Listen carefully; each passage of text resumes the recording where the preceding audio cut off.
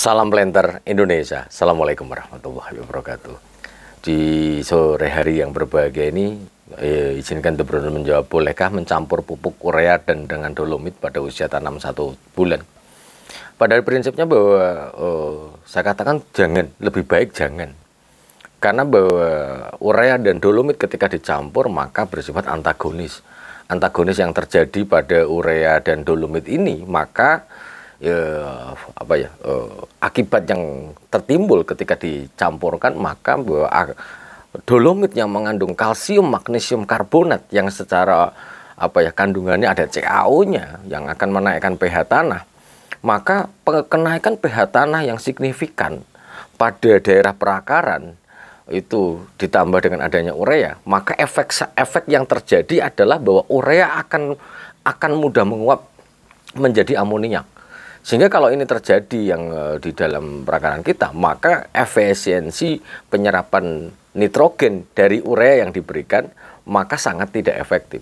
Jadi banyak menguap. Sehingga sahabat The Brondol, bahwa kalau kita ngomongin urea, kita berharap bahwa urea yang diberikan akan segera bereaksi menjadi NH4, kemudian teroksidasi menjadi nitrat NO3- misalnya. Tapi dengan adanya dolomit yang nanti menaikkan pH tanah pada sekitar perakaran, yang terjadi adalah kembali lagi menguap menjadi amoniak.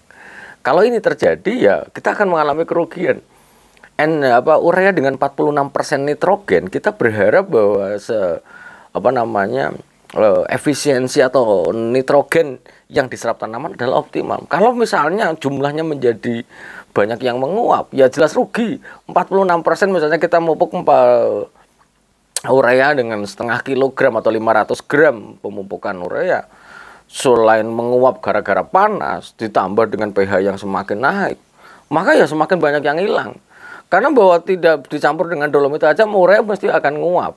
Apalagi ditambah dengan pH yang semakin tinggi, ya, yang menaikkan pH tanah, ya dia akan menguap. Mungkin itu yang dapat saya jawab di sore hari yang berbahagia ini. Karena gini, banyak sahabat The Brondol yang masih menggunakan pola pemupukan dengan sistem dicampur-campur jadi satu. Bahwa prinsip pupuk untuk kelapa sawit adalah kalau mau mencampur adalah yang sejenis, Mas. Sejenis. Misalnya urea dengan KCl itu secara prinsip boleh saja dicampur. Tapi bahwa yang menjadi tidak disarankan adalah karena pencampuran jangan terlalu banyak. Kalau misalnya dicampur dan dibiarkan terlalu lama, maka urea akan menangkap uap air di udara dengan sangat kuat. Sehingga dia akan mudah mencair, sehingga akan menggumpal, sehingga ditabur akan susah tuh. Itu. Jadi yang urea dan KCl secara prinsip ya boleh-boleh saja, nggak ada masalah. Tapi di sisi lain, karena sejenis dalam bentuk ikatan garam, urea dan KCl boleh. Tapi kalau misalnya mau nyampur yang lainnya, dolomit dan rock fosfat, itu ya boleh-boleh saja. Karena dia bersama-sama batuan, ya nggak ada masalah. Tapi jangan mencampur berbeda jenis. Misalnya satunya dari batuan, satunya garam, ini nggak cocok. Sehingga inilah yang menjadi bagian terpenting di dalam pemupukan kelapa sawit, yaitu jangan sampai kita salah kita ingin mengefisiensi biaya tenaga kerja dengan cara mencampur dan ditebarkan bersama-sama, yang berujung malah banyak faktor hilang yang mungkin terjadi. Dan KCl sama dolomit juga tidak direkomendasikan. Intinya kalau yang garam ya garam, kemudian yang batuan ya batuan, itu akan jauh lebih mudah. Sehingga kayak contohnya penggunaan dolomit sama rock fosfat pada lubang tanam dicampur boleh ya boleh saja. Kemudian dolomit rock fosfat dicampur pada media media untuk penanaman bibit kelapa sawit atau bibit kecambah biji mukuna dan sebagainya, ya boleh-boleh saja. Karena pada prinsipnya sejenis, dolomit ya batuan, rock fosfat ya batuan. Sehingga boleh-boleh saja. Mungkin itu aja dulu yang dapat saya sampaikan di siang atau menjelang sore hari yang berbahagia ini. Intinya adalah kemarin ada sahabat The Brondol yang mungkin hater The Brondol. Ya boleh-boleh saja, pupuk saya kok mau menyampur ya terserah saya. Ya monggo saja. Ada juga yang walah kebanyakan teori, itu benar banyak teori bahwa pupuk itu tinggal dicampur-campur jadi satu ya. Sekali lagi, lahan-lahan Anda, pupuk-pupuk Anda, ya hak Anda juga untuk pupuknya. Mau dicampur-campur ya monggo. Tapi pada dasarnya Bapak De Brondel memberikan sebuah edukasi kepada petani-petani semuanya.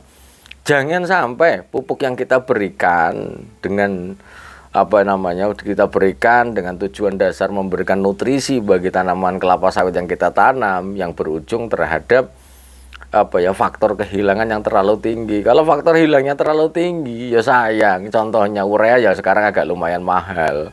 Dipupuk sekilo, kalau biasanya tanpa dicampur faktor hilangnya misalnya 20% lah. Nah kalau misalnya dicampur dolomit jadi hilangnya sampai 40% kan sayang.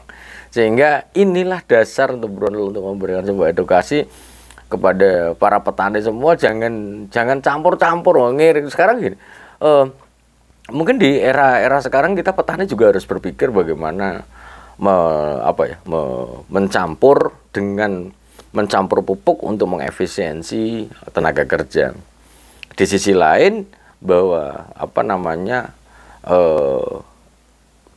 dicampur efisiensi tenaga kerja, tapi faktor hilangnya berapa? Atau sendiri-sendiri tanpa kehilangan yang normal saja, tapi biaya tenaga kerja banyak.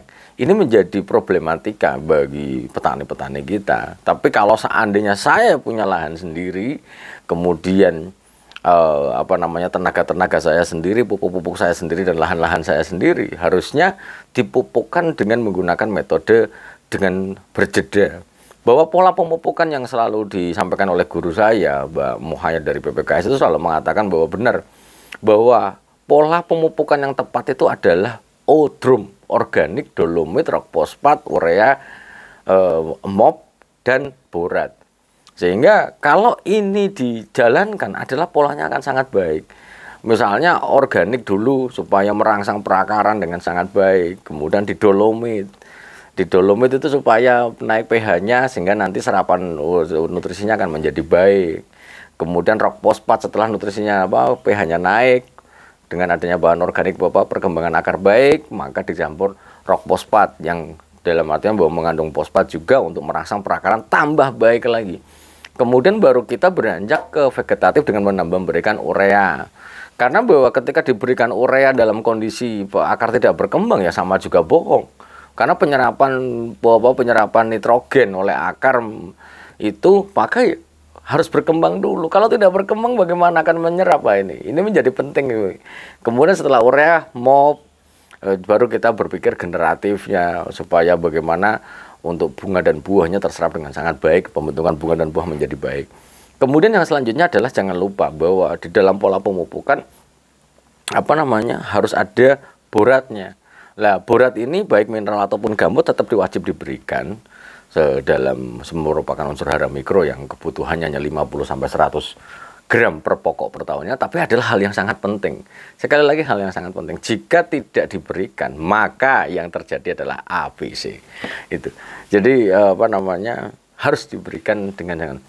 Karena masih banyak juga ya sahabat De Brondel yang chatting ngechat berkomentar di beberapa platform itu mengatakan bahwa kalau misalnya mau nyampur NPK dengan urea, NPK, bahwa pola pupuk yang harus saya berikan balik lagi polanya itu mau ke kanan atau ke kiri nih. Kalau ke kanan ke kiri saya itu mau pakai NPK, maka NPK dengan dolomit, kombinasinya adalah NPK dengan dolomit ditambah dengan mikro. Kalau ke pola tunggal, maka ya harus diberikan dolomit, rock fosfat, urea, KCl yang harus masuk ke dalam pola pemupukan kita ditambah dengan boronnya. Sehingga hal ini menjadi penting bagi saya, Anda, dan semuanya. Jangan asal mencampur pupuk jika ingin faktor hilangnya itu adalah kecil. Karena masih banyak loh sahabat De Brondel yang mengatakan bahwa sawit saya bagus tak campur-campur. Ya monggo, nggak ada masalah. Tapi faktor hilangnya berapa? Duit yang kita keluarkan untuk membeli 46% nitrogen dikalikan bobotnya itu berapa faktor hilangnya? Sehingga jangan asal mencampur pupuk. Nah, itu saja sih yang dapat saya sampaikan dan mengajak sahabat The Brodol semuanya. Semoga Allah memberikan kesehatan dan kebahagiaan tanpa syarat bagi kita semuanya dan mendekap kita dengan kesehatan dan kebahagiaan tanpa syarat. Terima kasih dan salam planter Indonesia. Assalamualaikum warahmatullahi wabarakatuh.